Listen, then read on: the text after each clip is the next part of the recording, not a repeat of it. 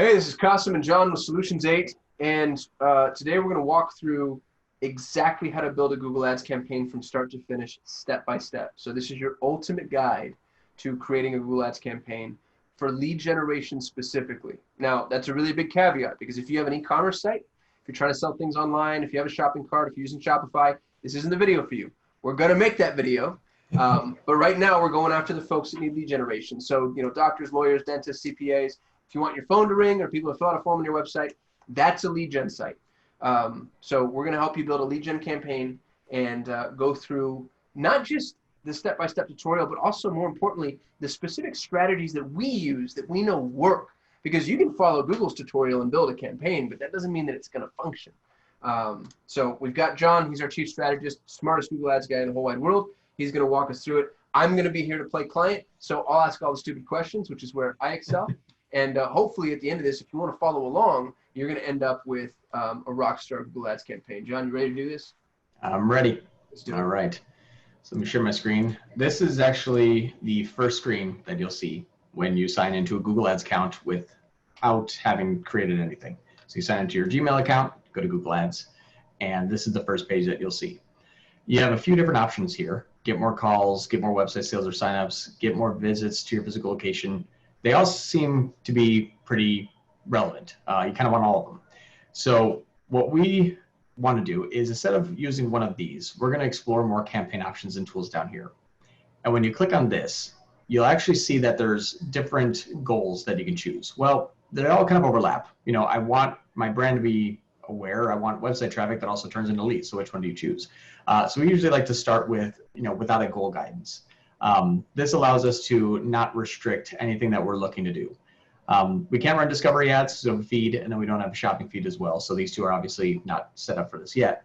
But what we want to do for our lead generation campaign is be on the search network. The search network is what it sounds like. People going to Google Ads, going to Google and then typing in, I'm just going to say tax attorney near me, or best tax attorney, whatever it is, or tax attorney. And that is where people are going to search, and we're going to be bidding on those keywords to show our ad to people looking for people like us, if I'm the tax attorney. So we're going to select a search campaign, and it's going to say select the results you want to get from this campaign. Again, this is kind of helping guide us, but again, we want everything. We want phone calls. We all don't want app downloads, but we want phone calls and website visits. So we're not going to choose an option here. Now we're getting into the actual campaign setup itself. And each part of this area is very important. So we want to take a little bit of time on each section here. The campaign name, this is going to be the top hierarchy of your Google Ads account, which means this campaign is going to have keywords, ads, targeting. It's the starting point for everything you're going to do here on out. So it's very important to know exactly what your campaign should be doing or trying to accomplish as soon as you start. So for example, this could be a brand campaign where you're only bidding on your brand name.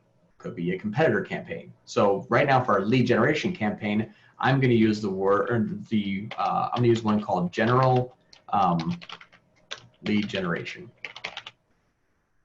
Now you can name them pretty much anything that you want, but just remember that this one's going to be lead generation campaign. It's not going to be brand, not going to be remarketing, it's not going to be competitors, it's not going to be display. This is our lead generation campaign here. And can I pause you there for just a minute, John? Because you just dropped an amazing pro tip.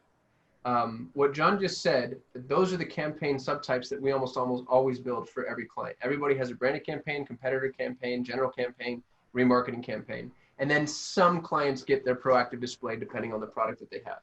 Yeah, YouTube, display, GSP, yep. All those are all separate campaigns. So those 4 campaign types, though, like that's something you're not going to pick up from Google, but those are 4 campaigns to think about building, and each one is going to follow this process, but starting with the general campaign. Sorry, John, keep going.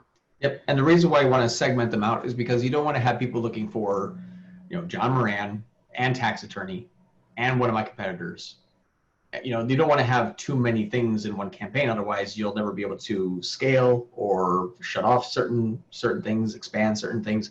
Having it very highly segmented allows you to have 2 things. One, control over the volume. Do I want to spend more or spend less on that specific type, and be able to generate something very specific. So I want to have my general campaign that is lead generation in this area, I want to spend more. Great. Now you have that capability. It's not like, well, if you spend more in this campaign, you're also going to spend more brand and spend more, but you have the ability to restrict certain things. So that's why it's good to be highly segmented as much as possible. The next thing you'll see, Google defaults to what's going to get the most amount of clicks. And that doesn't necessarily mean most amount of leads. It just means most amount of clicks. And Google is a pay per click. So what do you think Google's trying to do? Get paid per click. So there's a default that we usually like to start with. We don't want display network included, but we do want the search partners. And the reason why you don't want the display network included in your search campaign is because those are two very different type of channels. Display campaigns are when you show images, an ad image to drive traffic to your website, and that goes everywhere. It goes on, if it's on display network, you can imagine it goes on YouTube, it can go on GSP, it can go on display, which means like other news outlets. If you go to CNN.com, your ad will be there too. So display means that you'll be able to go outbound and you'll start to say, hey, are you looking for something? Not necessarily only if they are typing in a keyword. So display will spend very, very quickly, very fast, and it'll have basically unlimited amount of spend. So if you think about, I have to set a daily budget of $20 a day, 19 of that will probably be used on the display network, and you'll only get one click probably per day, maybe, from someone's on the search campaign searching a keyword that you asked for. So you don't have no control over that. So what we usually like to do is exclude the display network. It's going to give you a warning here, but that's okay. And then after we're done with this process, restart this entire process again, but for a display only campaign. So I can have a daily dedicated budget to my ads that are on display and a daily dedicated budget to my ads that are in the search network, and keep those separate. It's not a good idea to combine them. Well, and this is a recurring theme, by the way. So as you're building out your Google Ads campaign, realize that anytime Google has something pre-checked, or if they have something in parentheticals that says recommended, that's usually a red flag that you might not want to do that thing. So this is why you need to walk through a video like this one, because it's a strategy that's important. Yep, and the search partners are other search engines like Ask.com, for example. These used to be Ask Jeeves. For everybody probably 30 years old and over, you know what that is. But Ask.com, other different. Just don't make me feel old, John. Why? I'm over 32, so it's okay. We're in this together. So the other, non-popular search engines will actually be what they call search partners. They're included in the Google Ads network, which means if you run an ad in Google Ads, you can also run that ad on other search networks that don't have their own ad infrastructure already built. So they just kind of latch on to Google and then they get monetized that way. So we like to use search partners because it's less competition, it's usually less cost per click, and usually very high quality because it's not convoluted with a bunch of people just searching everything every 2 seconds of the day. Imagine how many people use Google every day. Like, yeah, it's a lot. So we have a number for that. Google reaches 90% of all people on the planet, and 65% of them it reaches on a daily basis. Yeah, it's pretty much everybody alive. If you're alive on Tuesday, you're on Google. Yeah. This is where it gets into the additional settings here. So after you selected include search partners, exclude the Google display, you have something called search more settings. And this one we don't really have to pay attention to right now. If you wanted to set an end date to your campaign where it's like on this day this campaign ends, I don't know why you do that because you have the ability to pause and resume anytime you want, but I would probably ignore this section here if you're newer to Google Ads. If you're a seasoned person that knows UTM parameters and tracking suffixes, then you're probably already way ahead of where this video is. So for people that are just getting into Google Ads, we can ignore this setting here for right now. The next area, targeting and audiences. Now, it's a little odd when you think about targeting and audiences because it's on the search network, but we're going to go through each section and say why it may or may not be a good reason to use these and how to use them specifically. The first thing that we're going to want to look at is locations. Now, if you're a dentist and you only have a what we call DMA, direct marketing area of 15 miles, if you're rural, it might be 30, if you're urban, it might be 5, but figure out where people are going to travel from to get to your dentist office. And if you think that you can attract people from 10, 15 miles away, that would be a good starting point. So instead of all countries or United States, click enter another location. And what's nice is I'll do one here. So we're in North Scottsdale, Arizona. And so I'm going to type in 85260, oops, 85260, and I'll be able to see this, and I can click target. Now, what's nice about this is you can start to enter in zip codes if you know it, or you can do something called radius targeting, which is an advanced search here. And what radius targeting is you actually get to kind of like draw a circle and say, this is approximately where I want to pull that those people in from. Now, where our office, I think, is like right here, right over there somewhere, right here. But what I want to know is, I have a pretty good reach. So I would actually want to do radius targeting, and I'd probably do 15 miles. So 15-mile radius, you click on the radius button here, and then pin mode. And this actually gives you a little pin that you get to drop around here. And so what's nice is, let me actually remove the example I did here. The pin mode, you can drop right where your location is, and there's 20 miles. Now this might seem big, so you can simply just adjust it. Well, maybe not 20, let's try 10 miles and try this again. That seems right. I'll start here. So this is your 10-mile radius around your location, and that would be your area. So you can click on this button that says target, and that's my area. One note for people that are building their radius, Google is really good at tracking where people are, geographically speaking, but they're not perfect at it. So I recommend giving yourself a small buffer, just to make sure that there's a margin for error. For instance, our office right now, if you look at our geo-targeting, it shows that we're coming from Chandler, Arizona, which is 20 minutes south. And it's because we're in a corporate office and the internet delivery is adjusted according to, like, I think a T1 network or something. Okay. Yeah. So it's just expect to be about 80% accurate. And what I mean by that is not, 20% are going to be in Texas, but they'll be close to around that area. You might have someone gray as you're moving in and out. Yeah. If someone's, right here in Carefree, they could be caught. And there's another reason why they actually could be caught in radius targeting. We'll go through that here in a moment. So that's my targeting. If you want to also, you can have exclusions. And that's another area that we will start to exclude specific locations. So let's save this here. If you have, there we go. So this is how you target your current areas. Next thing is going to be this location button, location options button here. This one's actually extremely important. Most people overlook this, but it's extremely important. Again, another Google recommendation tab. They recommend it, then hide it. But the target is this target location here, 10-mile radius. Now here's something important. The targeting options, the people that we're targeting, are people in or who show interest in your target locations, and that's recommended. That's not the one that we want to do. We want to do people in or regularly in your target location, especially if we're a dentist office or someone who we expect to be close by to us physically. The reason why we don't want to do people in or who show interest in is you could imagine if someone is researching restaurants in Scottsdale and they're in Florida, because in 2 weeks from now, they're going to want to come to Scottsdale. So they're looking at hotels, looking at restaurants, looking at water parks, looking at zoos, looking at museums. They're doing a whole bunch of research in Scottsdale. Well, they show interest in Scottsdale.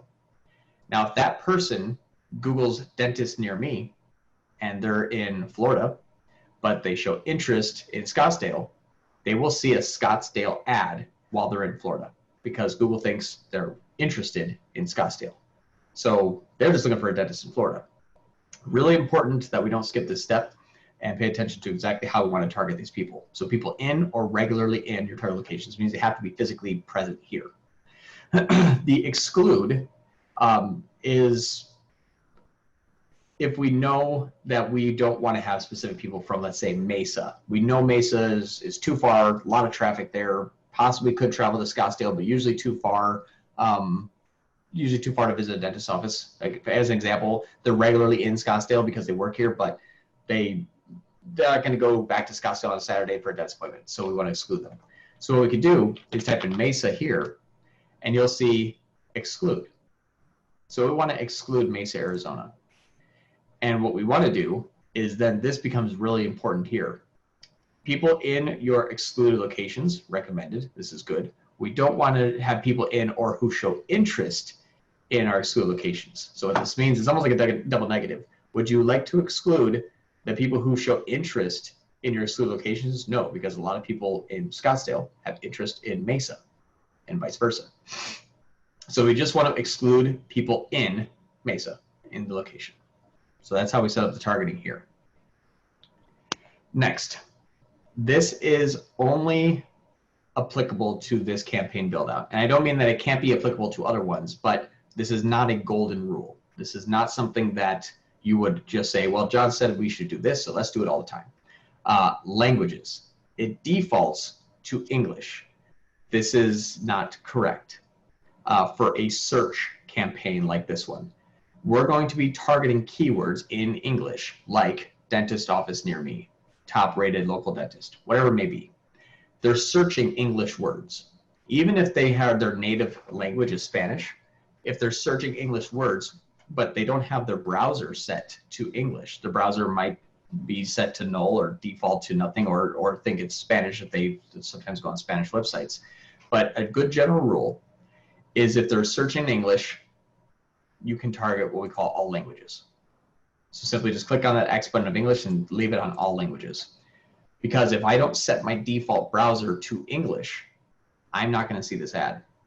Now most are set to like a default English. It's usually when you set up your Chrome browser, for example, it's like what language would you like to speak is defaulted to English, but not every single time. So a way to encapsulate everyone that is going to be speaking English, we target all languages because we know we're an English speaking keyword and they're typing in English keywords. That's the same thing if you were in Mexico and you want Spanish, same exact idea. So we'd like to target all languages.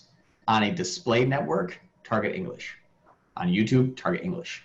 Because if I don't want to show an English speaking ad on a Spanish speaking website. So that's why you would target English speaking.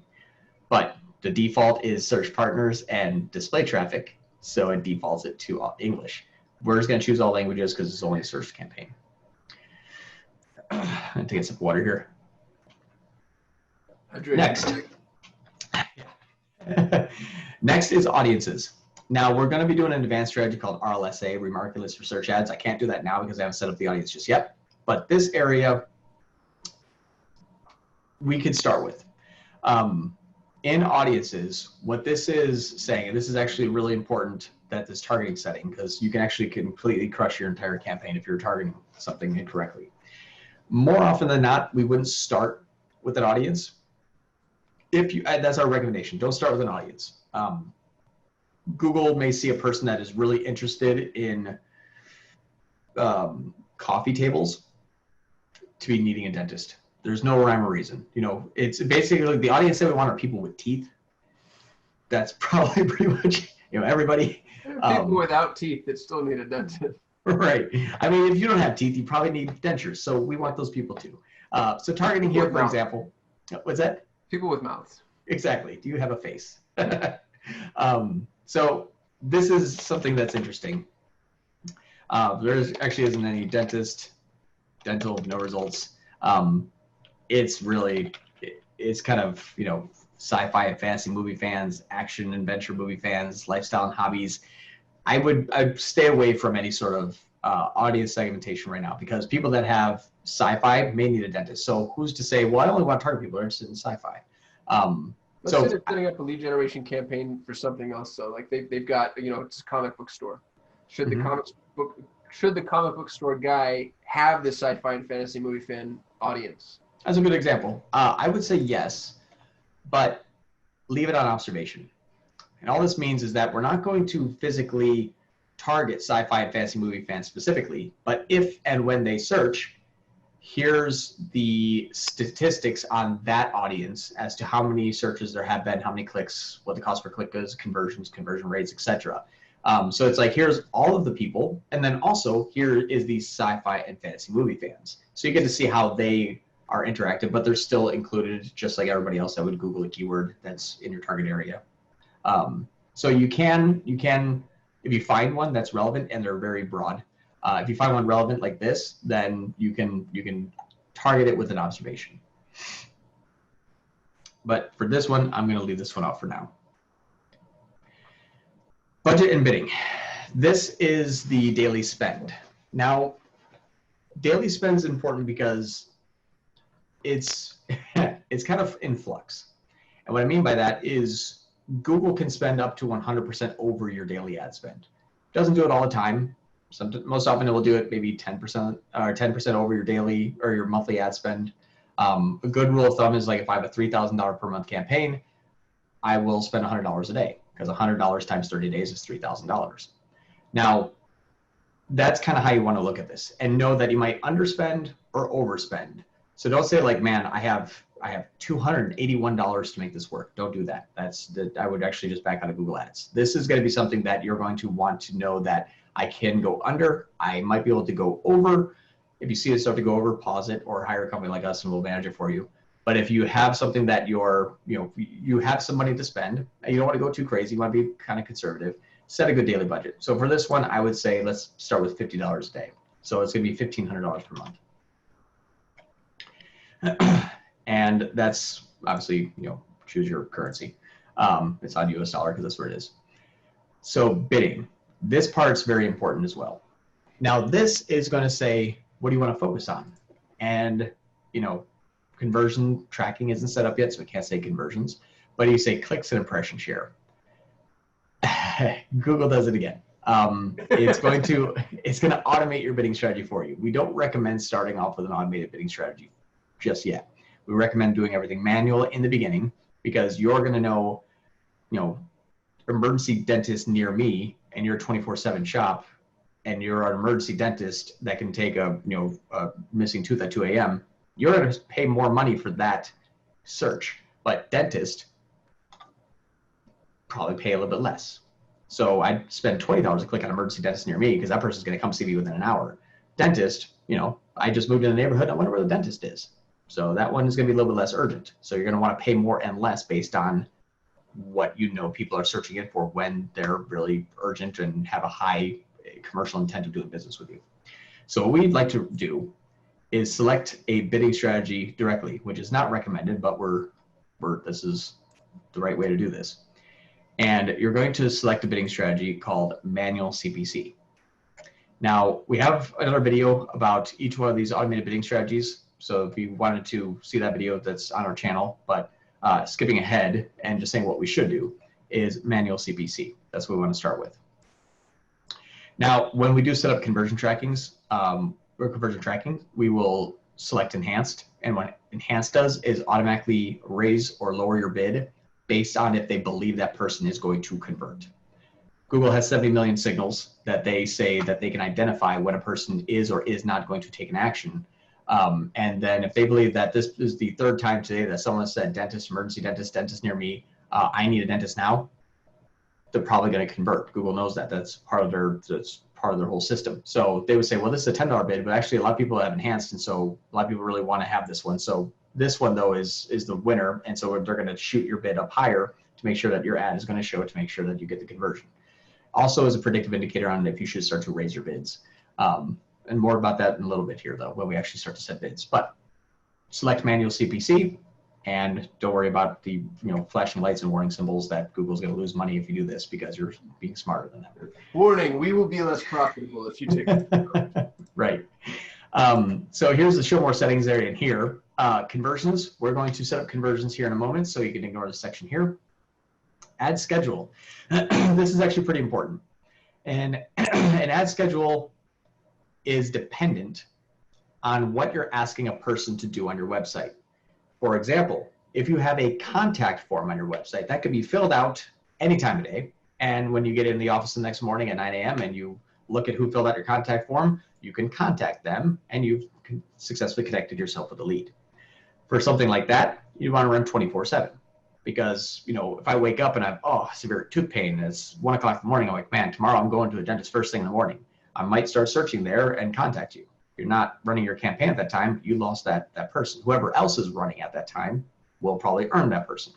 So an ad schedule, though, is dependent on what your actions are, such as if you have only a phone number on the website and you're only answering your phone when you're there, I'd probably run your campaign during normal business hours. Because otherwise I'm going to receive calls at 7, 8, 9, 10 o'clock at night, 6, 7, 8, 9 o'clock in the morning, and then I get into the office and say, man, no one's called today. and you just missed 8 calls. So run your campaign during normal business hours, and very, very simple to do. Google gives it, really self-explanatory here. You can even choose weekends or weekdays. So Monday through Friday, if you wanted to do, I like to have a little time after I get in the morning, 9:30. Sometimes I like to leave a little early, so 4:30. Oh, whoop, that's 4:30 a.m. There you go. That's 4:30 p.m. It goes on a 24-hour time. So that's how you would set your days and times. Then you can click add, and if you wanted to do Saturdays and Sundays, you can set them, whatever you like. But let's just say Monday through Friday, 9:30 to 4:30. That's going to be our example. Ad rotation, I wouldn't recommend touching this. It automatically goes to the best one, which is optimize, prefer best performing ads. We don't want to rotate ads indefinitely. It just, you take all of the benefit of Google's self-learning algorithm out of the equation and say that you're smarter than it. And trust me, it's not. The prefer best performing ads does the work for you. It allows you to automatically choose the best ad that has, or the ad that has the best click-through rate, lowest cost per click, highest ad relevancy, highest landing page experience, highest expected click-through rate, highest conversion rate, highest conversions, everything. It's going to say here, we've looked at everything and this is the best one, and it automatically does it for you. So it's a really good way to just simply take advantage of the self-learning algorithm. Extensions. This is the next part. Extensions are additional pieces of content that you can add to your ad. ADD to your AD. Add to your ad. Is that the first time you dropped that joke? I think so. It wasn't even supposed to be a joke. I just didn't really want to sound stupid. So these are pieces of content that you can add to the ad. And what this is a really great way to expand the size of your ad and command more of the page. If you just have one headline, one description, you're going to have a very, very two-line ad. But if you have 3 headlines, 2 descriptions, site links, call outs, a call, and location, your ad gets bigger. It gets 3 times, 4 times the size of a normal ad would be. So don't ignore these. These seem like kind of just additional little bolt-ons for your campaign, but they're not. They're actually really, really important. And sometimes you can win the click or the conversion because you said something specific. So site link extension, for example, and we're actually going to use Qasim, his website here of QasimOsler.com. And so what a site link does is, this is great picture view, by the way. What this does here is site links are additional links in your ad. So you actually have a headline that says click here because you're going to do what you need to do by clicking on this ad. But then you also have up to 4 other pages on your website. Some things like a frequently asked questions, hours of operation, contact us, testimonials. All of these are really, really good to add to your ad because I might have clicked on the ad and saw your website and I said, okay, cool. I'm going to look at this later because my tooth started to hurt. I think I need a dentist. And then they come back in the Google dentist near me and they see your ad again and it's like, oh yeah, I remember this person. I really like them. I like what they had to say. I wonder when they're open. And they click on the contact us or hours of operation right from the ad and go right to the page on your website that they needed to go to. But it also expands your ad huge. It gives you 5 links total rather than 1.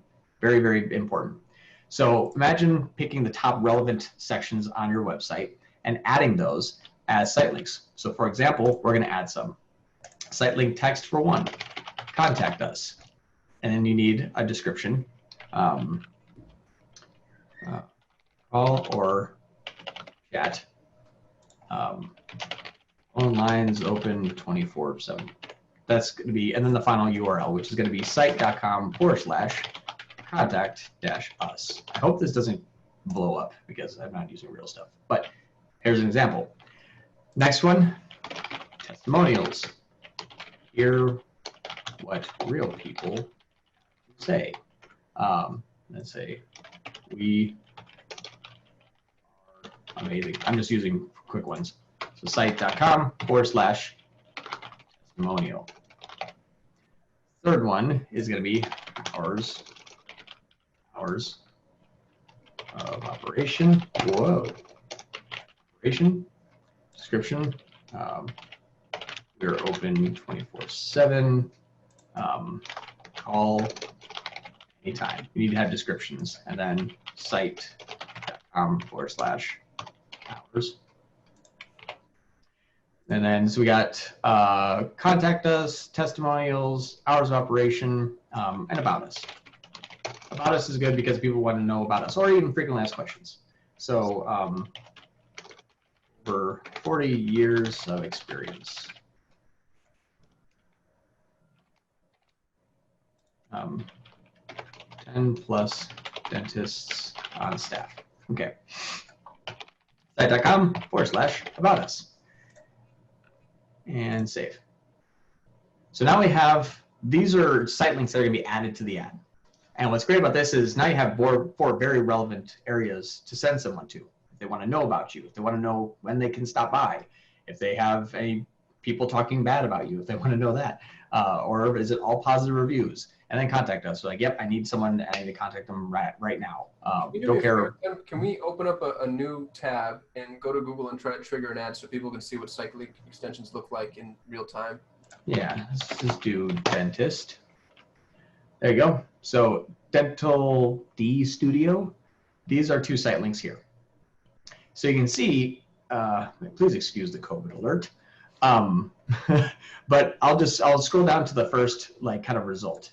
What pops out when you're looking top down?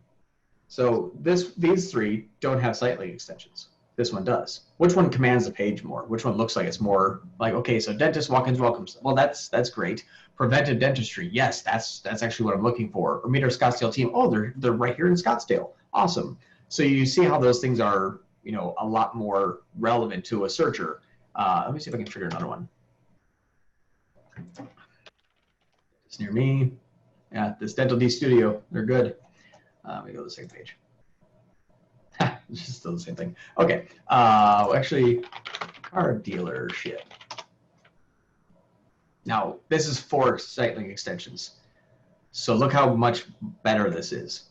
This is no site links, no site links. This one takes up, if you look at this, the page size, this one gets this much space versus that much space. It's like 4 times the size. So site links are very, very, very important to really command the page. I have 5 options from this one website or 1 option from this. So there's your 4 site link extensions. Really important that we have those. Call out extensions. These are cool. Call outs are additional little 25 pieces of text that you can add to your ad. Think of them like additional headlines or additional things.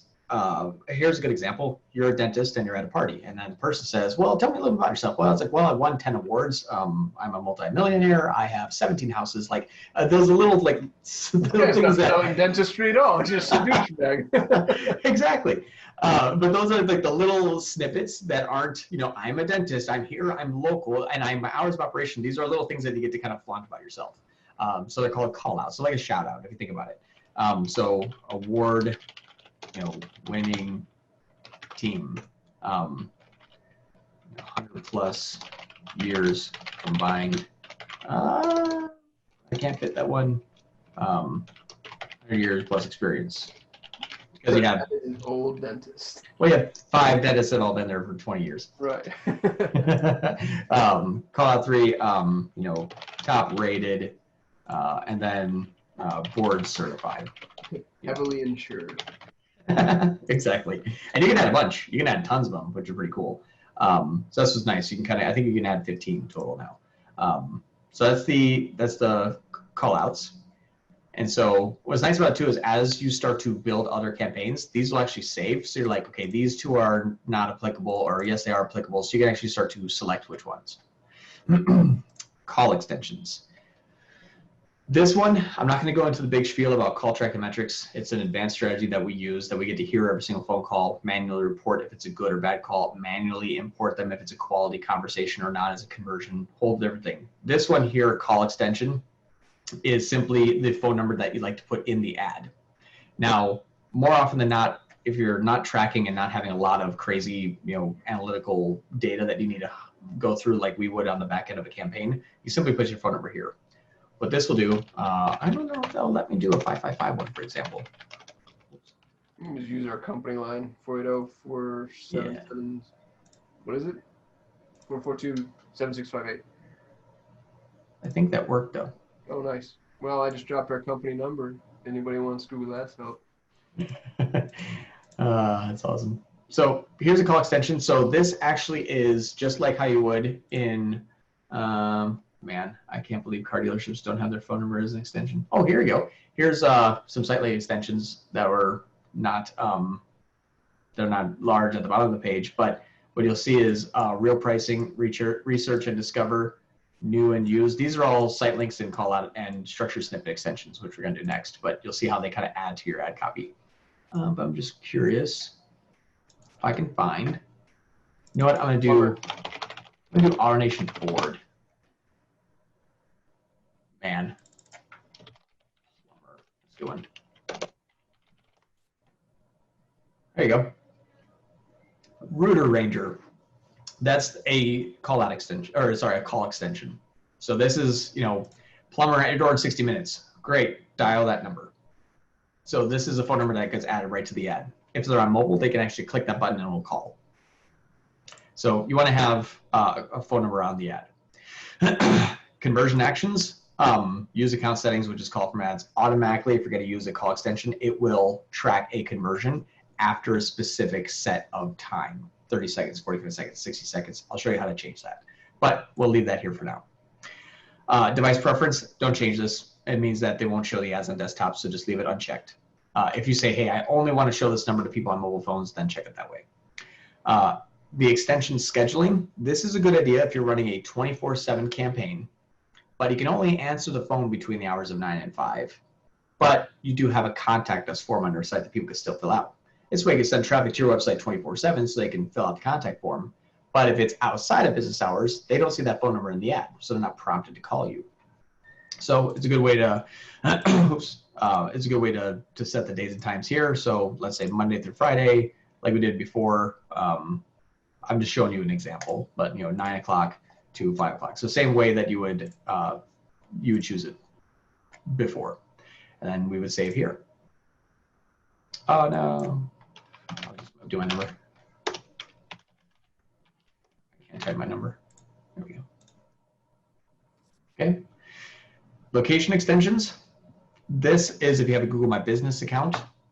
If you don't have a Google My Business account, excuse me, I would recommend starting one. That's your map. If you are a dentist right now, you should have one. If you don't, please call me immediately because I'll do that for free. Like give you a Google My Business. That you definitely need to have one just to be staying in business. But Google My Business is how you show up on the maps. Like if someone Google's dentist, for example, and they go to the maps and they don't see your name on the map near them, you don't have a Google My Business. So you need to start one of those. Really simple, tons of support topics, tons of instructional videos right from Google themselves on how to start a Google My Business. But start one of those, and then you would link it to the account. Since it's already linked, I can't show you here now, but this is something that we'll go through and I'll show you how to add it as an extension. Now here's another extension. We're going to do structured snippets. It's the only other one that I would suggest with starting, along with site links, call, and call outs. The other one is structured snippets. Structured snippets are, think of it like amenities. If you're looking at a apartment building or if you're looking at a hotel and it says amenities, it's got pool, spa, TV, all the other stuff. That, what hotel doesn't have a TV right now, but that's the amenities. So think about that. So structured snippets, again, kind of like call out, only they're more about what you have, not who you are. So headers in English, select the header type. Think about what applies to you more as your lead generation campaign. If you're a shoe store, name some brands, Nike, Adidas. If you're an insurance term, I don't know what the other insurance is, but there you go. Neighborhoods, so think about what mostly applies to you. And then if we were a dentist office, for example, I would say amenities. So they give you some examples, Wi-Fi, pool, fitness center, but you can actually say,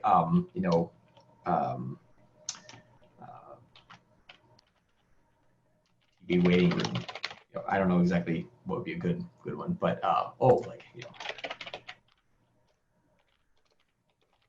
nitrous oxide. How do you spell nitrous? I was going to guess what you did. So yeah, maybe that's right. I made up a new word.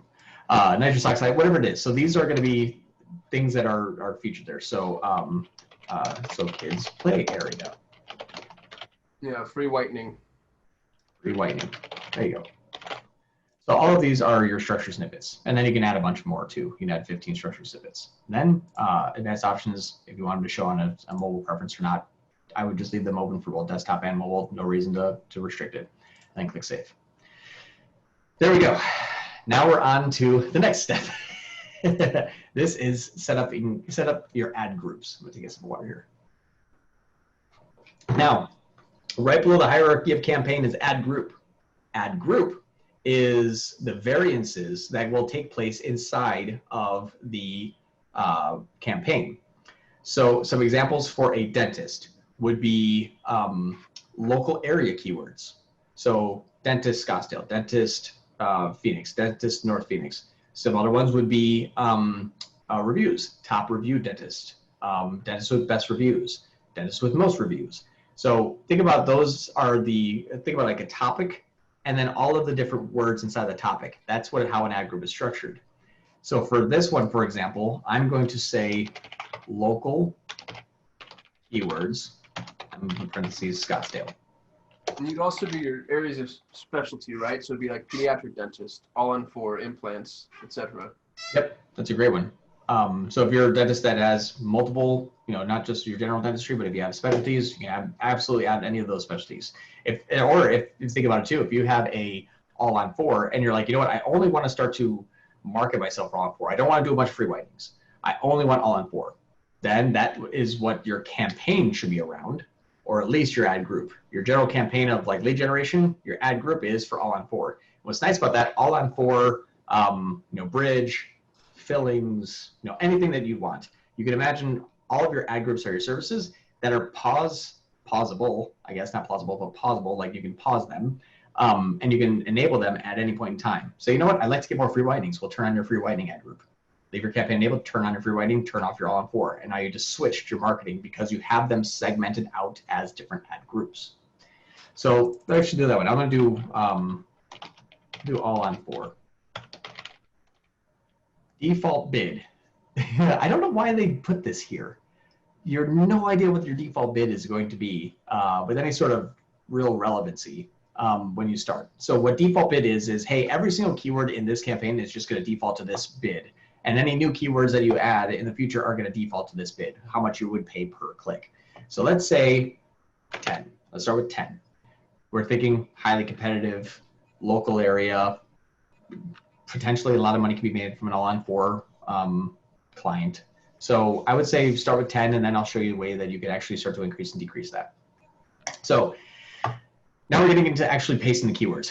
A little hack, a trick, if you wanted to, is you can actually get keyword ideas. This is actually pretty useful because a lot of times keyword strategies are difficult because you don't know phrase match, broad match, modified, exact match. You don't know, intent.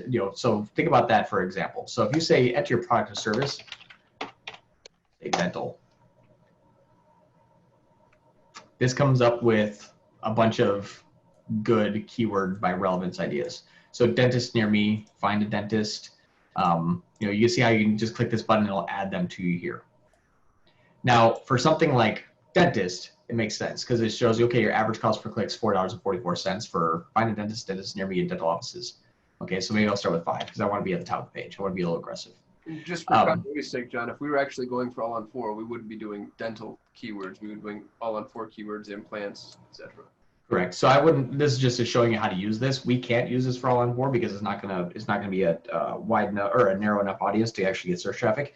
But if you were to say, I would just want to start with general dentistry, use this side. There's a ton of really good relevant keywords that you can see. Okay, I kind of see how this works.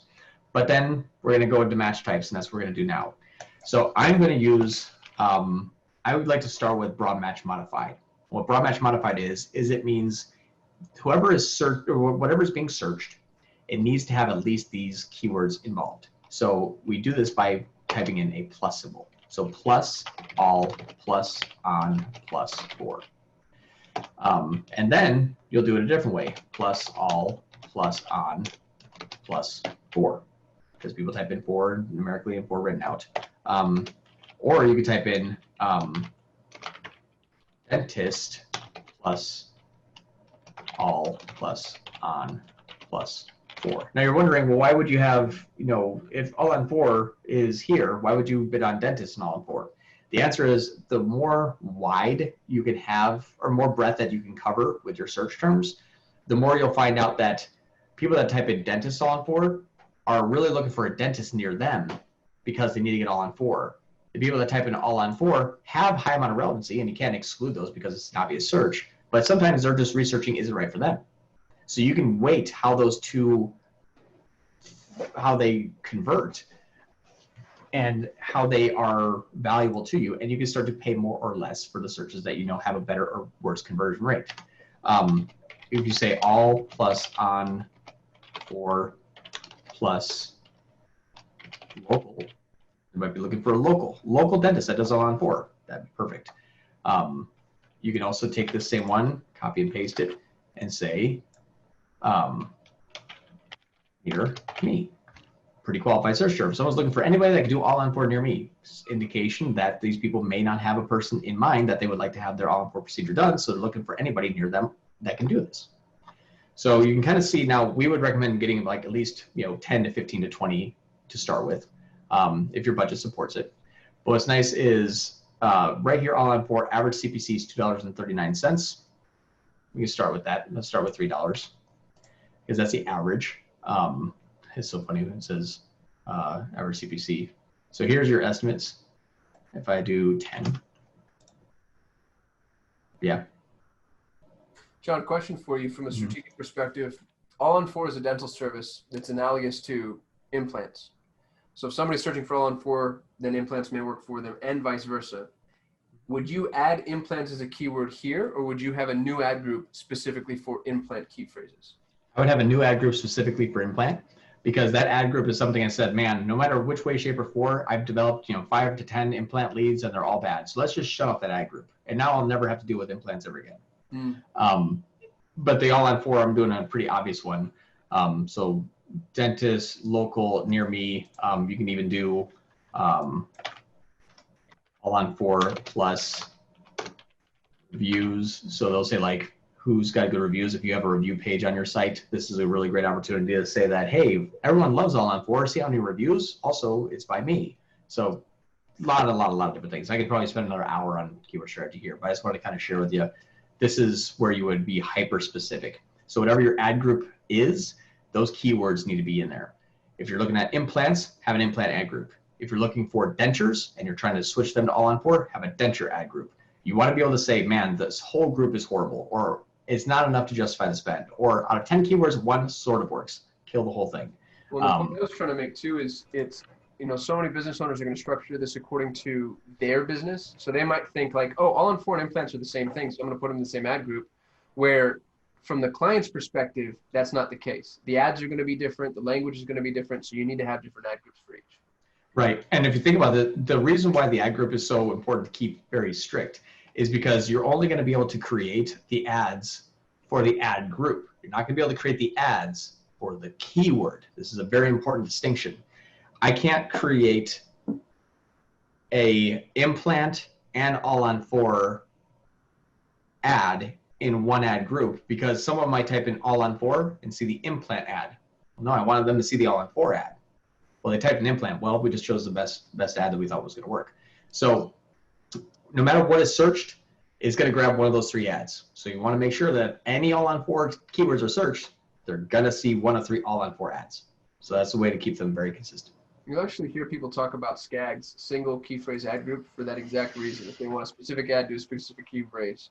Yeah, I would say that that's okay. The only thing though I would say is not correct with that is with the development of responsive search ads and how well they're performing, you can create, a group of keywords and have a group of ads that are all identical to each other. So I can have a ad that reacts to dentist that does all on for, a top local dentist that does all on for, dentist, near you, start today. I can have that ad say any one of these keywords. So a responsive search ad will kind of morph into any one of these keywords automatically, which is great. So that's setting up an all on for ad group name and choosing your keywords. Next, we're going to start to create the ads. It's always recommended, and you'll see here at the top, you can see how they're grouped together here. Google recommends at least 2 text ads and 1 responsive search ad. So we're going to start to create the text ad first. You have 3 headlines and 2 descriptions. Now the final URL is going to be the website. So it's going to grab this one here. So I'm going to be sending them to the home page. Now, if I had a all on 4 page on my website, send the all on 4 ad group to the all on 4 page. Send them right there. Don't send an all on 4 searcher to the home page of your website, where while they're on their mobile device, have to scroll back up to the top and click on the hamburger menu and expand it, and then try to find the all on 4 service page. Send them right to that page. I'm unbelievably amazed at how many people will send them right to the homepage and say, well, they go to my website, they'll find it. It's on there. It's like, yeah, it's send them right to the page that they're asking for. So imagine Qasim Aslam is a dentist, and we're going to go / all - on - that's going to be the website that he has. That's the web page. Headline number 1. This is important. Your headline 1 should be very closely matched to the keyword that they type in. That's why we do things by singular ad groups, because I know I only have one option I need to choose from here. And can you guess what that is? All on 4. So it's not dental implants. It's not, dentist near me. I think it's -2 on -4 dental. I think they're called all on 4 dental implants, though, right? They are called all on 4 dental implants. Yeah.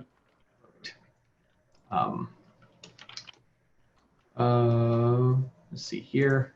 Turn off my Slack. Yay. Here we go. All right. All on 4 dental implants. Headline number 2 is going to be there's a common thing that they do as well. You can walk out with teeth the same day. Set or new smile on day 1.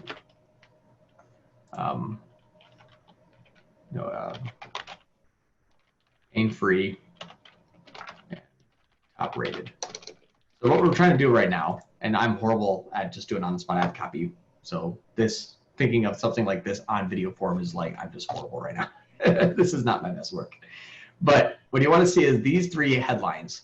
If I type in all on 4, or if I type in all on 4 local dentist or dentist near me that does all on 4, I want to see all on 4 dental implants. New smile on day 1, pain-free and top rated. So I'm touching relevancy and pain at the same time.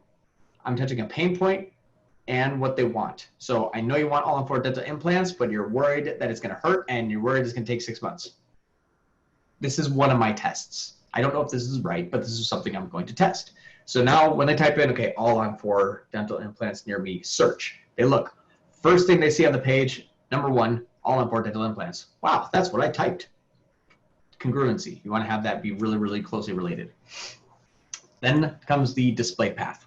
The display path down here can be anything that you want, but it doesn't have to go to the same page. This is kind of odd, but the final URL up here is where they're physically going to land on. The path is what we show them where they're going to go. So on 4, and then, that could be it. So we're looking. If you wanted another subdomain, you can do implants. Yeah, you can do this right here. Let's say implants. So that's something where you say Qasim Aslam / implants / all on 4. So now they know, okay, we're going to implants, we're going to be going to all on 4. The description, this is where you want to write in a description that's very, very relevant. The description is going to be something that needs to have kind of all of the headlines and plus some more additional benefits. So the description is going to be all on 4 dental implants. And what's interesting, you'll see that I'm typing everything in title case. Title case is very important. So all on 4 dental implants, same day, smile. let's see, not same day swap. Receive implants on the same day. Top local dentist. And then I'm just going to say that right here. Then the description, the next description we can have, it's kind of, think of them like individually. You want to think about, these aren't going to always be in the same exact location. This one will, but when it's responsive, they're actually going to start to piece themselves together. So all important dental implants, receive implants on the same day, top local dentist. And then we can have, no, I don't want to say award-winning, yeah, because we already have a structure snippet and a call-out extension from there. So we can say, let's see, I'm trying to think about another description that we can add here. You do hours of operation, location. So we say open 24 hours a day if you're an emergency dentist. Open 24 hours a day. We accept, period. We accept all major insurances. Accept all major insurances. What other thing that we want to say? No cash up front. So we just want to, huh? Financing available. Yeah, see, financing available. Oh, hey. One important note is headline 3 is not always going to display. Yeah, if they're on mobile, they will see it here, but not always. So it depends on the screen size. It depends on a few different things, but you can kind of see that this is starting to look pretty good. This is a preview of the ad so far. So all import dental implants, new smile on day 1, pain-free and top rated. We have the URL, and we have, it's going to implants on for all import dental implants, receive implants on the same day, top local dentist, open 24 hours a day. We accept all major insurances, no cash for financing available. Wow, one of these is going to be really, really relevant to me. And then contact us. You can see our testimonials, hours of operation, about us, or you can simply just give us a call now. So this is a really, really good looking ad right now. And then we want to save and continue. Now, I'll show you how to have a responsive search ad, but I'm going to get into the next area here. Responsive search ad I'll add afterwards because I have a little hack that I could share with you that makes this a lot quicker. We're going to duplicate one of our existing ones and change it so we don't actually overlap, and that's some little strategy that we'll put in there. This area right here is going to be blurred out just because it's an actual client's name. So business name, since I'm just going to use our information here, Solutions 8. I'm going to stop sharing the screen here for a moment, and I'm going to go ahead and add in our real credit card information here. Add a credit card. I don't trust you guys, but you are just strangers on the internet, so. This is a free video online. What could go wrong? Okay, payment profile. While John's doing that, I'm going to beg for thumbs up and subscribes. If what we're doing here is of value to you, it's the least you can do. It takes you literally 0 time. Like, it's less than a second to just click the thumbs up. And it's so validating to our egos. And then if you like what we're saying, we have so much content being produced and it's all quality. So subscribe. And if you hit that little bell, you'll get notifications from us every time we throw a video up. We need 1,000 subscribers before we can start going live, which is a goal of mine. So please, please, please help us out. We love you. Was that too pathetic? Should we read No, that was perfect. It bought me time too to do this. And it was an important message. Awesome. So now we're all done. And now we get to explore the campaign. We're not done yet because we still have a lot more work to do. But now I can click this button and go right into the Explorer. The cool part about this, and this is actually live, so let me go and pause this real fast because this isn't real. There we go. But now you have Google Ads. And next thing that we want to do is set up some audiences. We want to add RLSA. We're going to set up conversion tracking. We're going to create new additional ads. We're going to set our bids. Yeah, we have a lot more stuff to do in here. So that's what we're going to be doing next. Okay, so now that we have our campaign created, now it's time to kind of put all the rest of the pieces together. And these are going to be things like adding RLSA, using conversion tracking, adding more ads, setting up the negative keywords. This is the stuff that's going to really help this campaign actually perform better. So, because you can get away with just starting off with this now, but it's about halfway done. What we have to do is kind of finalize everything else. So the first thing that we're going to do is actually add something called RLSA, which is a remarketing list for search ads. Now, the reason why you would add an RLSA to your campaign is because if you have someone Googling one of your keywords, for example, all on 4, and they click on the ad and they go to the website, and they stay for a minute or two, and they say, this is actually something that I'm interested in. This looks like a very nice dentist or whatever it is. I'm thinking about signing up soon, but I need to talk to my spouse, or do you think about it, whatever it may be. So they hop off the website. 2 to 3 days later, they make their decision. They say, "Yep, I'm gonna go and I'm gonna do it," but they don't remember the website. It happens a lot more often than we would believe. So they would just go back to Google and they say, what did I search for? All on 4. If they search for one of these keywords again, your campaign is going to be able to identify that the person searching has been to your site before, and we're going to pay more to be at the top for just that one particular person when they come back to the market.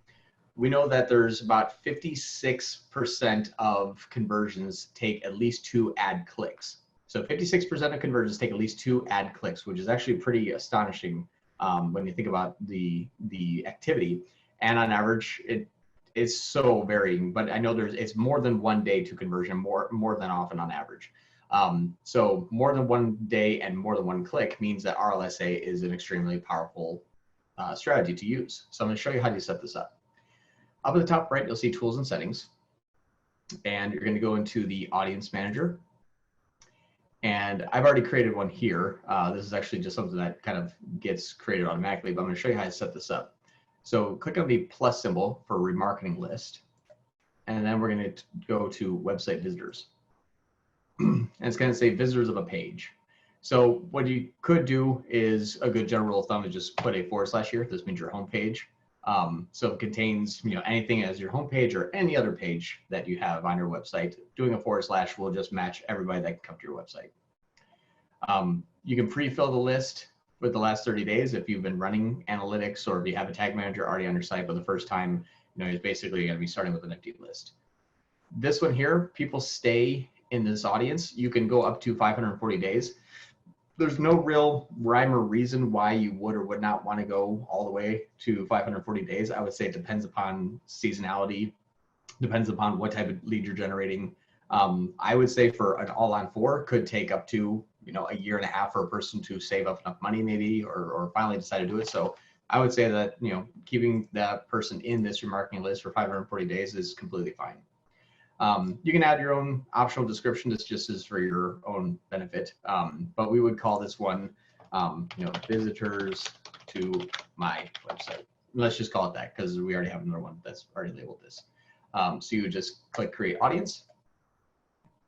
And now that audience is here, and now we can use it. Right now it's populating. It will actually never work just because we're not doing a real campaign, but this is how you can see how you create that audience. Now, the way that you use this audience for remarketing lists for search ads is by going back to your, go back to campaign level, go back to your campaign, click on that campaign, and go into audiences here. And now we're going to add an audience. So let's add an audience here. Leave it on the observation mode. This is very important. If you hit targeting, you're only going to market to people who've already been to your website, also who are already targeting your key or already typing in your keywords. So leave it on observation mode, and I'll show you what to do with it. We're going to click on browse. We're going to click on the how they've interacted with your business. And we're going to select that audience that we just created called visitors to my website. And go ahead and click save. Now, right now it's too small to target for Google properties, obviously because this is a mock setup, so it's not actually real. But when you have people that have gone to your site, at least 1,000 people have been to your site, this will automatically turn on, it'll automatically start.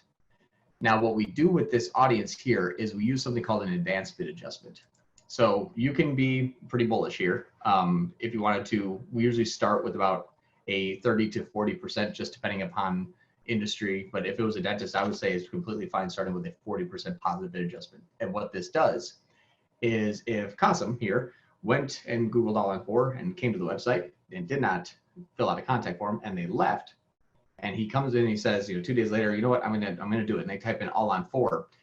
If someone else starts to bid aggressive orders, high competition, maybe it's me and 3 other dentists that are all bidding for that top spot, this would automatically shoot my maximum bid adjustment up by 40% to make sure that I can jump above everyone else to be at the top of the page when Qasim specifically is searching one of my keywords again, because we're going to say, hey, you were a visitor to my site. I'm going to pay 40% more, make sure I'm at the top so that I can pop up and say, hey, remember me? You were on my site before, and this is the company that you want to go with, or this is the dentist you want to go with, whatever it may be.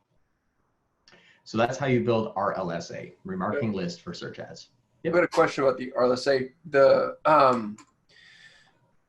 How often do you recommend people getting a little more segmented? So you built the audience specifically to the entire website, but using the dentist as an example, you could have an audience that looked at different practice areas. So here's my whitening, my implants, and my general cleaning, and then break up your audiences by ad group so that they're seeing things that are more specific to them. Is that necessary? Or if you do it just on this global level, it's just going to batch and blast everybody? Well, this is actually still in that general campaign here. So in this one, as an example, we're just doing all on 4. But if you had all on 4 general dentistry cleaning, you can put an RLSA for general dentistry at 10, cleaning at 30 because of new people, and all on 4 at 60 because it's really, really, really important to you. So you can absolutely add different audiences by ad group and adjust a bit adjustment up or even down for certain specific applications to what type of sense of urgency or how hard you're trying to generate that lead. That's what I was thinking, is because not all services are created equal. I don't necessarily want whitening people as much as I want implant people, because implants make me so much more money. So you could split up your audiences and then build the campaign in a way that allows you to adjust accordingly. Yeah, absolutely. Now, there's another way to refine this a little bit. It doesn't make as much sense as remarketing would, but there's a way to also take the people that have converted on your website and add them to an exclude list. Now, when you think about it, well, why would you exclude people that have already converted? Well, if someone's searching for, all on 4 and they come to the website and they convert, and now they go back and search it again, they won't see your ads. Why they would search it again, I'm not exactly sure. But what that is usually for remarketing, it's like, hey, how often do we want to go after this person until we know that they've converted? So there's ways that you can exclude all of your converters from whitening if they've already converted for an all on 4, because now you have a very specific application. There's, and I'm thinking industry wide, I guess commerce wide, every single type of business. There's certain applications that you say, well, they've been on my website and they've converted. I don't want to pay 40% more for them. I actually just want to exclude them. There's ways to do that in the audience as adding them as an excluded list. So you can take that exclude list and same thing, add an audience of website visitors, not website visitors, but this one would just be a exclude, which is all converters. Google actually creates this for you, a audience called all converters. But again, only after you've started up and running your campaign and it's a real campaign. That'll automatically be generated from Google Ads. Moving on to the next section, we're going to be adding more ads. Now, if you remember in my initial setup, we only created one ad, and it was expanded text ad. Google needs you to create 2 expanded text ads and 1 responsive, as we saw in that little breakout when we were building them. It said expanded text 1, expanded text 2, and a responsive ad. So we're missing 2 ads. The way to do this that works really well is taking this ad here and making that checkbox. You can actually edit, copy, and then you want to click off of here. And this has been giving me a little bit of problems today, so I'm gonna see if I can do it here. Paste, there we go. So you click on that paste button. I'll show you what that looks like again. So paste right here. When you click on that, it's gonna have you select the campaign, select the ad group, and then it's gonna be selected there.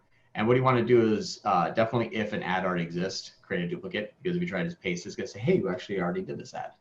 So make sure that you check that box there. And for us, because this is real, we're going to make sure that ad stays paused. And then we paste. And the nice thing about why you're doing this is you get to edit an actual ad that is already available, and you're going to see how you want to change it. So the cool part about this is now we see 2 identical ads here. When we edit this ad here, we're able to say, well, now do we want a different headline?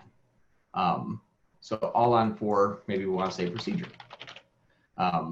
Maybe we want to say top rated here and pain free, and then say major insurances accepted. I don't know. I'm just using this. And then maybe we're going to take implants off here, and we're just going to do all on 4 in the path 1. So now it's all on 4 procedure, all on 4. And then you can change up your description however you want. I'm basically just going to take the second description, turn it into the first description, and vice versa. Not best practice, but I'm in the, saving the interest of time. Just see me kind of fluster, make weird ad copy. But that's how you're able to quickly take one ad, change it, and now you have two different ads here without having to rebuild everything from scratch. So it's a little kind of a quick tip. Next, we need to make a responsive search ad. And the reason why you do that last is it's actually, hopefully, more often than not, Google will start to tell you what they think is going to need to be included in a responsive search ad.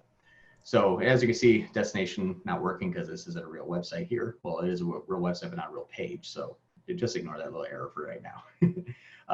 So we're going to create an ad, and now we're going to do a responsive search ad. We already have our two expanded text ads. Let's make a responsive search ad. Again, selecting the same ad group that we're in. It's going to go to the page we want it to go. That's fine for right now. Let's see if it didn't do it. So usually this thing will start to autocomplete after it's had some time to run, but we just haven't ran this campaign yet. So what's nice about a responsive ad is you get to create a lot of different headlines and descriptions. You can have 4 descriptions and 15 headlines. And what this will do is it will start to piece together what seems to be the best headline 1, headline 2, and headline 3, and description 1 and description 2 out of a group of headlines and descriptions that have been tested as people search. So as people search, it's going to say, well, let's test this headline 1, 2, 3. That got a better click-through rate than the previous one that we tested, which was this headline 1, 2, and 3. So it is a gigantic A/B test, if you think about it, and then it naturally will start to show the headline 1, 2, and 3 and description 1 and 2 that have worked the best in a combination, and say this is the ad, this is the combination that Google has been able to create that is giving you the best result. So some headlines obviously would be all on 4. All insurances accepted. 1 hour visit. Open 24/7, pain free, et cetera, et cetera. And then we'll just add some description here. We'll add a description here. Let's see, it's a little. While you're doing that, John, I'll just comment and say that the headlines that we have here are just placeholders. Generally want to occupy a little bit more in the way of real estate and spend some time strategizing on words that appear in old school AdWords. Yeah. So let's we'll say just for sake of time. Again, want to keep title case. First letter of every word capitalized. Looks really weird, but since every study since 2016 have proven that title case, having the first letter capitalized, outranks and always beats in the click-through rate a sentence case. It may not be grammatically or it might not be correct, but it just always performs better. And even Google recommends just using title case. The cool part about this is if you wanted to, and sometimes this is a good practice, if you're looking for, if you have a keyword that is all on 4 in an ad group of all on 4, and we're making ads about all on 4, it's a good idea to start with pinning your keyword as your headline number 1. Now what this will do is you see this, now what happened is it changed to all on 4 procedure, and as I cycle through, all on 4 procedure stays the first headline.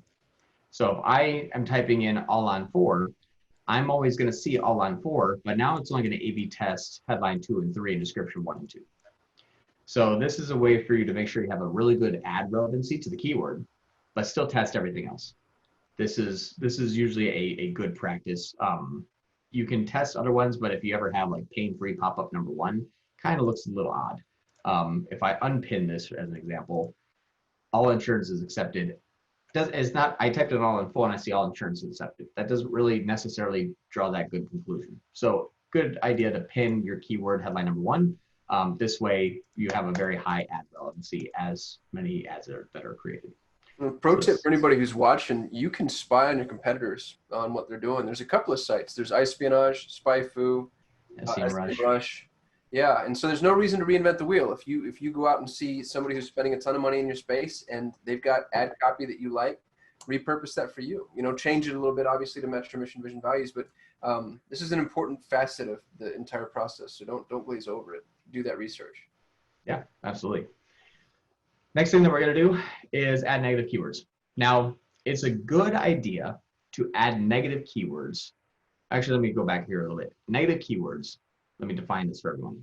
A negative keyword is a keyword that is searched into Google along with any of your keywords that you're targeting that you do not want to show up for. So let's say I'm John Moran Dentistry. That's the name of my company, John Moran Dentistry. And someone searches for Bob Smith all on 4. And I don't like Bob Smith. He's 20 miles away and he's completely terrible. And he has a bunch of people that are calling him that are always angry. I don't want to be associated with that person. So if anybody's looking for Bob Smith, don't even have them see my ad. I'm too far away. I'm not relevant. He doesn't even do all on 4 or whatever it may be. There's reasons why you wouldn't want to show up for a competitor. There's also other things that we can add in here that could be outside of an all on 4 type of searches. So, let's see, all on 4. Now remember, we're using broad match modified. So people will search for odd things, but I'm going to try to come up with something that's really irrelevant that might work. Just off the top of my head, quad flips over after 4-wheeling on the trail.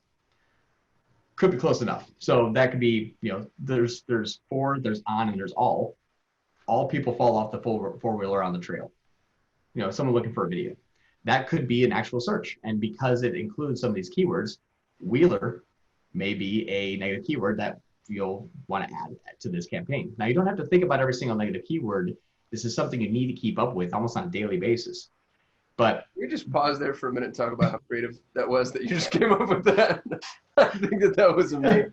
Well, what's so funny too is I'm seeing more and more crazy negative keywords that we need to add because of speech searching from Google. Oh, yeah. I'll see one that says like, "Hey Google, my dentures fell out and I kicked them underneath the seat." And it's like they're just talking to their phone. And you're like, oh my God. But yeah, you gotta add some really crazy negative keywords sometimes because people are just talking to their phones, and then that's Google searching. And then they click on an ad, that's the search term that shows up. You'll get sometimes a full paragraph. Well, there's stuff that's a little more, general. Like for instance, training. If somebody wants to get trained on all on 4, you don't want training, school, learn. You also probably don't want cheap. Right. Higher. So higher would be a good negative keyword. So there's a ton of negative keywords that one of the ones we have to add to a lot of campaigns, and I hope I don't offend anybody saying this, but is porn.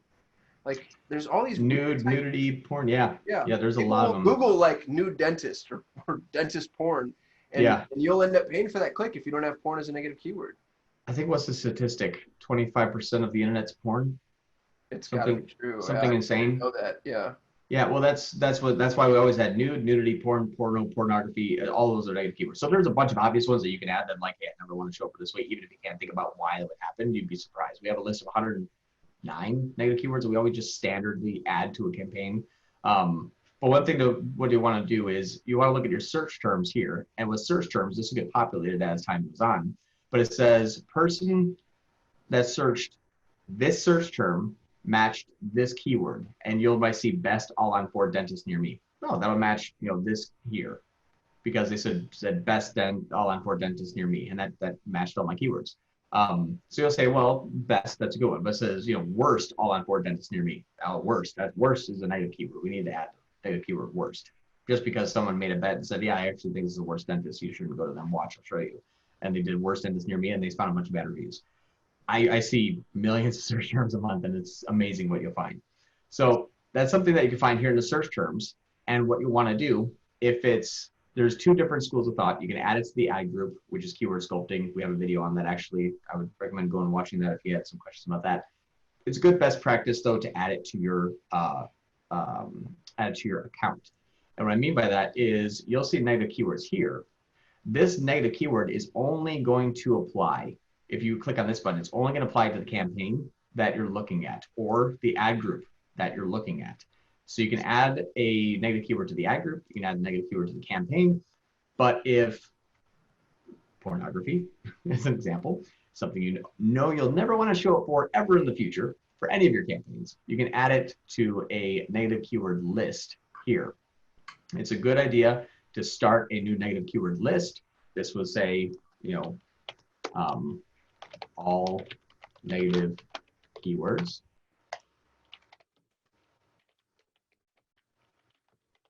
Pornography. We're going to save that. And now we have one keyword, and it hasn't been added yet to any campaign. What you can do is you can apply it to a campaign, apply that to your campaign here. And now any other campaigns that you have, you can always just take your growing negative keyword list and then just apply that to your other campaigns that you've started to run. So it's good. This is kind of housing it into its own bank that can be added to everything you do in the future. And does it still show up in the negative keyword list, John, on a campaign level, so you can see it in both instances? Mm-hmm. So if you're at the campaign here and you click negative keywords, it says, hey, all of the negative keywords in this list are being used in this campaign. So you're able to kind of see that right from here. If you said, hey, do I have any negative search terms? Oh yeah, the list is applied here. I just want people to see how Google sort of allows things to exist in redundant sections. It's a sense of kind of protecting yourself, and because I often forget about the tools and settings there in the top menu. Yeah, it's not uncommon for me to be like, oh, that's where that is, of course. Yeah. So now we have our negative keyword list. So we have done remarketing list for search ads. We have added more ads. We've set up our negative keyword list, to your liking that you would like to add. Now we need to do conversion tracking, and this is probably the most important part of this whole process. If you're not tracking your conversions, you will never know what's going on in your ad campaign. Really, I mean, you'll see people clicking. That's about it. You won't really see, are they making a phone call? Are they filling out a form? How much my cost per lead? I can't use any, advanced bidding strategies or automated bidding strategies. So setting up conversions is really important. So what we recommend doing is using Google Tag Manager. Google Tag Manager is just tagmanager.google.com. You'll see I have a few here. I think this is my personal account here. Yeah, so it's not even our business one. But Tag Manager here allows you to think of it like a Trojan horse. It's a piece of code that can be placed on your site that once it's there, you can continuously manipulate that code to do other things without having to re-embed code or do any sort of web development. You can add analytics into Tag Manager. You can add call tracking to Tag Manager. You can add Pinterest tags to Tag Manager. You can add tons of stuff, almost unlimited amount of things. You can track all your conversions through Tag Manager. So once you add it once, making changes continuously in the future, you don't even need a developer to continuously track more conversions. You simply can do everything from the individual dashboard that is being placed into the Tag Manager to be executed. So I would recommend using Tag Manager. It's also the best form of tracking because it sees more of a full story than simply analytics. Analytics is the same day attributed. Google Tag Manager is last click, first click, time decay. It's multiple different attribution models, which is really, really nice. So it offers you more customizable tracking and attribution. We have another video about that. I recommend go watch the video if you have any additional questions. But for this video, our recommendation, go to Google Tag Manager. So to set up Google Tag Manager, we're going to go to tagmanager.google.com. Good idea to sign in with the same account that you're using for your Google Ads campaign. And we are going to create an account. So the first thing we need is company name. We're going to use, customawesome.com. So that's the account. We're in the United States. I actually recommend sharing data anonymously with Google and others. I'm a little bit of a Google Kool-Aid drinker, but using this offers you more insights when they start to create different applications. We've been able to say that we get little small tips that says, hey, your data here actually looks different than X and Y, so we recommend doing this. Being able to share it offers Google's helping hand. Sometimes it's good, sometimes it's bad, but there's been updates in the future that we really want to make ourselves aware of. It's a good idea to use this. So this is the account, and then the container setup. We're going to use the website here. Can't start with anything here, which is very, very odd. You have to just do the name.com. Target platform is web, and we're not iOS, we're not Android, we're not AMP. It's just going to be because it's our website. So we're going to click create. We're going to say yes. We are going to sign away our soul. It's creating. And now we're in Tag Manager. You'll notice a pop-up. Don't close this pop-up. It's really important. This is the code that we need here. We need this code on our website in order to track conversions. You actually don't necessarily need the no script code. We're only going to be using the head code. This is if you wanted to track a individual conversion a different way than what we would recommend. So our recommendation is just using this code here. But you want to make sure you grab this code and you log into the back end of your website, which I'm just going to do here. We're just going to use Cosmos website. Why do you have a login to my website? No reason. All right, so this is something that you may run into, especially on WordPress sites. Sometimes your developer doesn't give you appearance options every single way, every single CMS, WordPress, Shopify, Magento, every single CMS, HubSpot, it all have a different way of implementing this code.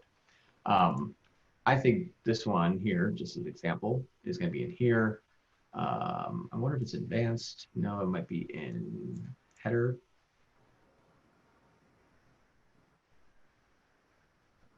Please hold while I figure out how to play developer. Well, this is actually a good exercise to go through because it shows people that it's not straightforward.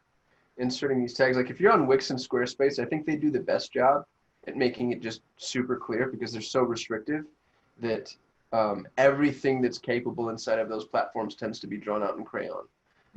That's also because there's very little that you can do. Yeah. And this one, I'm not even sure exactly where that code would even be. Would you use a header footer plugin, John? Is that a good recommendation, or are there reasons you don't like those? Well, I was trying to see if I can actually show the code implementing process, just because it's a little bit easier. For this one, I would normally just grab the plugin called Duracell Tomy.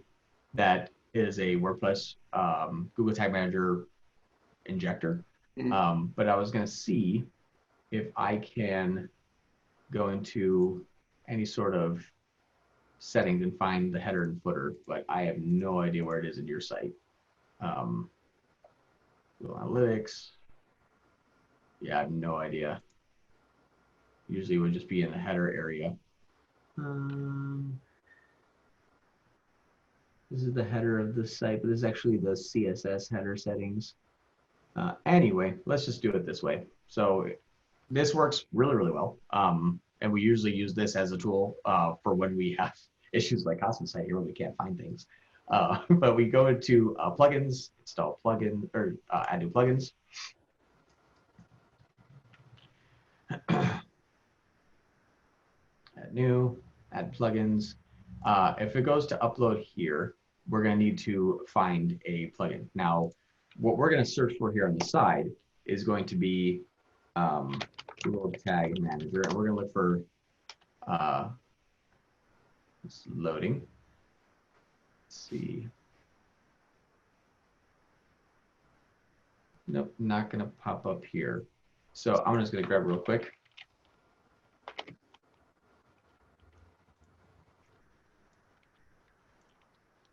This is a great plugin, Google Tag Manager for WordPress. It's actually not affiliated with WordPress or Google. It's a third party, but it works really, really well. We've never had any issues with this plugin, and watch, we have an issue today. That's probably going to be my luck.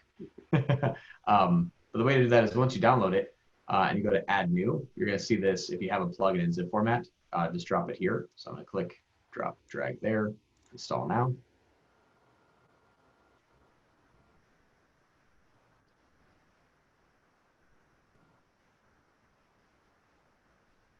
Plugin installed successfully. We're going to activate the plugin. I got to go yell at Donish about all these alerts on my site. I'm like, what are you doing? All right. All right. And now we are going to go to. Oh, there it is. Right there it is. Yep. Google Tag Manager for WordPress. We're going to go into the settings. and it's going to ask for a tag manager ID. The tag manager ID is this thing here. That's your tag manager. That's the Google Tag Manager, and that's the number there. So we're going to copy that, and we're going to paste that here. And then this one here, no tweak, right placement, but experimental could break a front end. This one actually works the best usually. So I'm going to try to save the codeless injection. It's been saved. Now we're going to go to the website front end. And there's my tag manager. Now you'll see it has this little weird face. That's just because we haven't published a container. So it's going to say, hey, you know, this could be empty or unpublished container. That's to be expected. We haven't published it yet. But tag manager is now on the site, and it's in LQBD. And that's what we have here, LQBD. So perfect. So now we have tag manager created and installed on the site. Next thing we want to do is we want to look at what conversion actions are we going to be tracking. Now we're going to do just one that as an example, and I'm going to look at what's the first thing I see. So there's a Let's Chat button. This Let's Chat button goes to a form. If I fill out the form and I hit Submit Form, what we're going to see, and this is actually best practice, once a form has been filled out, you want to redirect to a thank you page. And you'll see this page here says /thank-you. This is important. If your website doesn't roll to a thank you page, have your developer roll to a thank you page. There's other ways to track conversions, but this was the only one that we found to be pretty much 100% accurate. So you want it to roll to a thank you page. Reason is, you can't get to this thank you page without taking an action, the one that you wanted, like filling out that contact form. They can't just get to that page. They have to be able to do something in order to find the page. They can't just go to the navigation bar and click on a button and get to the thank you page. It's hidden. The only way to find that is to take an action. So that's why it's a very, very reliable way to track conversion. So the first thing I want to do is find that URL. And once you found the URL, we're going to go back to Google Ads. We're going to go up to the top right, click on Tools and Settings. We're going to click on Conversions. We are going to click on this blue plus symbol here. We're going to add a conversion. And it's going to start to say, well, what is it? What's going on? And you say, you'll see the first one, track actions on your website. It gives example, online sales, link click signups. This is the one that we want. It wasn't an app, it wasn't a phone call. We're not importing from an offline source. We're tracking a conversion action that happened on the website. So we'll click on that. And it's going to say, okay, go ahead and set up your first conversion. So select the action you'd like to track. This is a contact form. So we're going to say contact. You can choose a different one, submit lead form, book appointment, this doesn't matter. It's for your own knowledge. But we like to just say, contact or submit lead form. So contact works because it says contact us. Conversion name, so what do you want to name it? Contact us form. When you see what conversion took place and you look at the conversion, you say contact us form, that had one conversion. Okay, now you're going to see whatever you call this, you need to be able to remember what that means later. If you just say lead, well, how did that lead get to you? Was it contact form? Was it a scheduled appointment? Was it a quiz? Was it a chat? Name it something very, very specific so that you know, oh, that was a contact form. Got it. Since it's not an e-commerce transaction, we recommend not using a value. You can use a value if you want it. Like, hey, everybody that fills out the contact form, we have a 100% close rate. Every single person pays us $100. Well, then you can say, okay, we'll use this. Everyone that fills out that form is going to pay us $100. So you can apply a monetary value to it, but we recommend if it's a lead form to just not use a value for that conversion. It's not a e-commerce transaction. Count, this one we actually recommend for a lead form, only counting them one time. Some shady agencies will actually count it every time. And what that means is that if someone clicked on an ad and then contacted you and you didn't get back to them and they filled out the form again, well, that's 2 conversions now. That's showing as a double conversion rate. You can have one click have a 200% conversion rate if you use the setting. It's not possible to have a 200% conversion rate. Person fill out the form twice. It's not real. So count these things once. If you have purchases, if people are buying stuff, yeah, one person can 3 days a week go and buy bread off your website. That you want to count those every single time. That's something that's really actually happening. But for lead forms, for contacts, for unique people trying to get in contact with unique people, count it one because they're one person. The click-through conversion window. I actually recommend this to be 90 days. Now, it's a little bit outside the box. Usually you say like 30 or 60. I like 90 because it's a longer sales cycle. If I were looking at All on 4 and I click on that and I go to the website, and then 65 days later, they go to your website and fill out a form, is that not from Google Ads? No, absolutely. It was definitely from Google Ads. First time they went to your website was from Google Ads, and you should count that as long as possible because the $100,000 all-on-4 procedure, wherever how much money it costs, came from Google Ads. It deserves to be the first click. So I usually like to recommend as much as possible within reason. View through conversion window, you leave this as 1 day. It doesn't really matter for a search. It's not applicable because it's not a display ad. So view through means that they see the ad, they contact you later. Well, that doesn't work that way in search. They have to click on the ad for it ever to be attributed. So there's no view through conversions in search. Including conversions, yes. This one is a way for you basically to say, do I want to count this as a real conversion? If someone fills out the contact form, yes, that's conversion. If someone views a white paper and you don't get information, but you want to count that as a quote unquote conversion, so people are viewing a white paper so you can see how your campaign's performing, then you may not want to include it as a conversion. But for this contact form, we're going to include it as a conversion. Attribution model. We always recommend time decay. We have a whole video about this. Time decay gives more credit to the clicks that happen closer in time to the conversion. What this means is real life scenario, all on 4, click on the ad, go to your website. Best all on 4 dentist near me, click on your ad again, go to your website. This will tell you this is the first keyword that they searched, this is the second keyword they searched. It took 2 days for these 2 searches, and then 2 days after that last click, and then they were able to fill out the contact form. That's a lot of good information. Now I know where to kind of set my days and where to spend my money. So using time decay usually gives you the full picture of everything. And then enable enhanced CPC to increase conversions. I'd recommend yes, because you can do this at the account level, but this essentially says, would you like to include this conversion action to have the capabilities of enhanced CPC? We're going to leave that as yes. Now create and continue. Next thing, how do you want to install your tag? Well, we already installed Tag Manager on the site, so now it's going to be really easy. We're going to use our Tag Manager.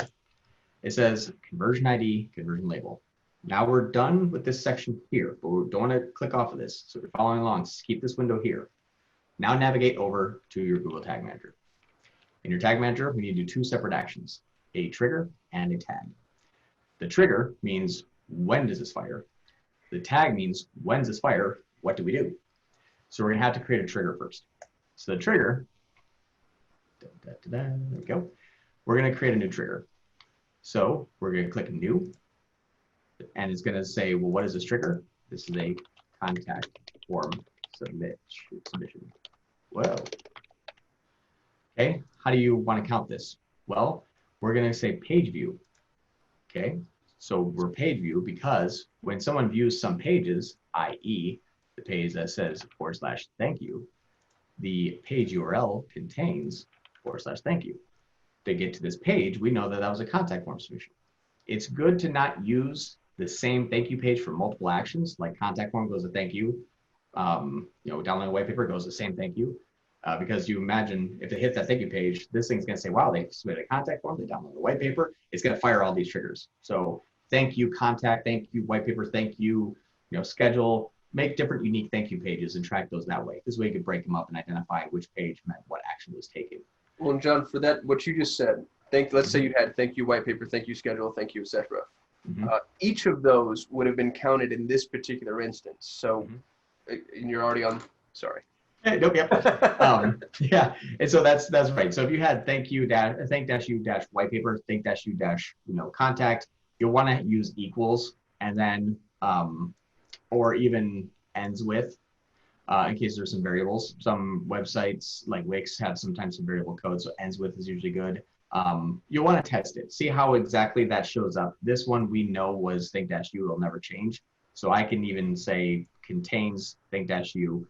And if it was thank you contact, for example, the thank you contact, you can still leave it contains because now it's the only one. Thank you white paper, now you can leave it contains because it's gonna be the same one. But for this instance, you want to make them unique. This one just happens to be the think-u. So we're going to use that here. So the page URL right here up at the top contains think-u. Then we're going to save that here. Now you have your trigger. This is what allows it to fire. Next thing we want to do is create a tag. The tag, we're going to add a new tag. The tag is going to be the same thing, contact form submission. And the tag configuration, we're going to use the Google Ads conversion tracking. And now you'll see, oh, now we have a conversion ID and conversion label. Now it's time to go back to Google Ads. Copy conversion ID, paste that into conversion ID here. Copy your conversion label, paste that in the conversion label here. Now you're done with the top section. Go down to the bottom, click on triggering. This is going to be the contact form submission. So what this basically what we're just doing right here is a contact form submission took place because someone viewed the thank you page that we know is a contact form. So tell Google Ads, hey, this contact form has a conversion. And we're going to click save. Once you've done that, once you've done setting up all of your conversions, and there's different ways to do that. I can't go through like chats and everything like that, but you kind of get the gist of it. Then click submit. Very, very important to click submit and publish. You can write a little bit of name, like add a contact forms conversion, make some detailed notes for yourself if you want to. We're just going to skip it right now or click continue, I think. Yep. So click continue. It's going to say, it says sing like no one's listening. I didn't get a chance to say that part, but then now it's done. So that's just been submitted. So it's been published to give you publishing time. So if I go back to my workspace here, it should say live version.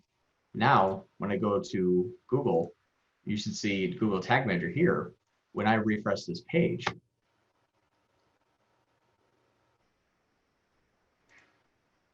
now we have Google Tag Manager and it's live now. And the way that we can do this here, here's a little way to test, did my conversion actually fire? Go back to your tag manager, click on preview. And then once it goes into preview mode, what's cool about this is go back to your website, stay on the same thank you page and go to the URL and click enter. And you'll see a little lower third pop-up. And what I can see here is the summary. Here's what happened. The contact form submission, that tag fired on this page here. Good. If they reach the thank you page, the Google Ads conversion tracking fires a time and the contact form submission. We've just confirmed that tracking is now set up. If I go to the home page though, see the tag that not fired? We didn't fire a contact form submission because that's not where you would submit the conversion tracking. Very important. Don't click up yet. Otherwise you'll hate me. Go back to tag manager, leave preview mode. Otherwise, anytime in the future you go back to your website, that lower third pops up and people don't know how to get that off. So go back to your tag manager, uncheck the preview. Now when you go back to your website and refresh it, now it's gone. So let's go back to Google Ads. Now that we've done everything here, click next. You've set up your contact us form conversion. Awesome. We're going to click done. And that is how we've set up a conversion tracking for our contact form. I've pretty much reached the end of this now. We've gone through and created a lead generation campaign, set up an ad group, made 3 ads, added RLSA, selected our keywords. And I think actually like the final thing, and this is a little bit of a, once you've started, now this is what you need to do. Since we're using manual CPC, go into your campaign and go into the keyword section. After you have started, this is very important. We selected a $5 bid starting because we're just kind of shooting from the hip here. And here's how you stop shooting from the hip. Once you've enabled your campaign and you have about a day's worth of data, go back to your keywords here where I just navigated to. Go to columns, go to modify columns, go into attributes. Then select estimated first page bid, first position bid. Actually, first page bid, top of page bid, then first position bid. And what we'll see is we've added them here. We're going to click apply. Once you've started, these will tell you what you need to bid to get to what position. If you want to be on the first page, it'll say bid $6. If you want to be at the top of the page, which means the first 4 spots, bid at least $10. If you want to be the first position, bid at least $20. And when you run manually, you'll be able to see if I have more conversions for this one and less conversions for that one, I will start to bid more aggressively and bid for a higher position on this one here. Now, this goes in active management, make sure you're not overspending and make sure you're not blowing out your target goals. Don't spend $1,000 on lead if you only spend $300 just because you want to get that lead. That's where companies like us go through and actually start to manage it and a whole other host of other things. But that's the kind of day-to-day stuff that you'll need to be able to do. It's not worth it to use any sort of automated bidding strategies just yet because it's not going to have any data to work with. You can't maximize conversions if you haven't gotten a conversion yet. Can't set a target cost per acquisition if you never had a lead yet. So starting manual, see where things are starting to come in on, add more keywords if you need to, remove some more keywords, add some more native keywords. Then about a month or two later, then you can switch to manual. At the beginning, every single day, you should be in this, really monitoring it. Leave it as an open tab on your desktop. Make sure you're not overspending or underspending. You're getting the impressions, you're getting the clicks, and you're being competitive. Do it manually first, and then you can rely on Google afterwards. And that's it. That was a lot. Yeah. If you're watching this, hopefully you followed along and you've been able to build this campaign along with us. Now it's time to optimize. And we've got a whole host of videos on optimizing campaigns, what to do when certain eventualities happen, best practices. So your job right now, I think, is to rinse and repeat, create new ad groups, create new ads for those ad groups. The 3 ads that John taught you to create, that's per ad group. So if you created another ad group, if that dentist had another specialty, they need 3 ads for that ad group. They need a new conversion potentially for that ad group if there's a new page or new conversion option. So make sure you go through and you complete. But now you have, I mean, that's rock solid. There's not a whole lot. Obviously, there's more advanced strategies that an agency is going to take advantage of that we didn't, you know. It's on our YouTube channel. Like, you know, Yeah. not all of them. I think we only have 40 advanced strategies so far, but there's going to be a lot more. But yeah. But this is a great foundation. And you know, I mean, we're calling this the ultimate guide to building a Google Ads lead generation campaign. And I really feel strongly that we just laid that down. So if you have questions, hit us in the comments. We'll answer your questions. Make sure you give John a thumbs up because he just crushed it. And don't forget to subscribe because we're dropping these videos daily. And you got to get notified so that you can come back and give us more thumbs up. Thanks for watching, y'all. Let us know if there are other topics you want us to tackle. Otherwise, we'll see you next time. Yeah, thanks.